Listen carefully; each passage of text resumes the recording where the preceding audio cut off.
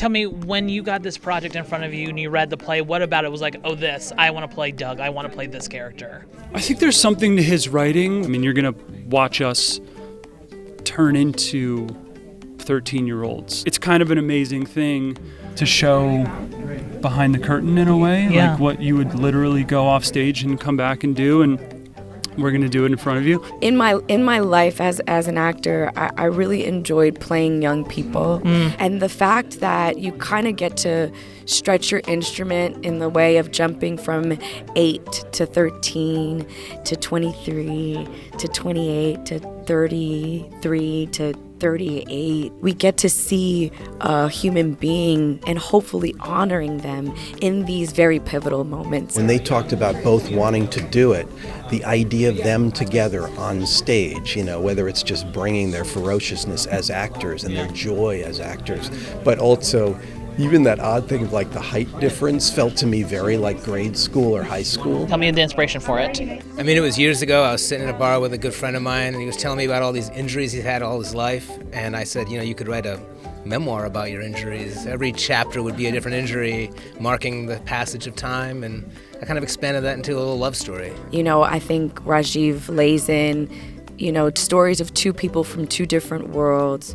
So these are people from possibly different socioeconomic backgrounds and people who understand survival in a different way. This is a downtown play, and I'm really excited to be at this historic place that I've seen so many beautiful shows at, and it's my Lortel debut, and I'm really happy that this is the play that's going to be there for it. Have you ever been injured on set doing a show before? In The Watch, Vince Vaughn, Ben Stiller movie, I play like a villain, and me and Vince Vaughn have a big fight at the end of the movie. And I fell over on something, and we were in like a basement set, and I fell onto grates, like an old AC duct grate type thing, and I slit all my fingers open. That's pretty gruesome. Well, there was a monologue, and we were using real knives, and I said something, but it punctuated something else, and I just, and I was like, did I do that? Another one, there's a movie called Red State. There's a scene where my character takes a bullet to the head. Okay, I'm scared. Me and this guy chasing me, I have a gun, I'm shooting off this AK, and he's got a gun, and he shoots me in the head as I shoot him.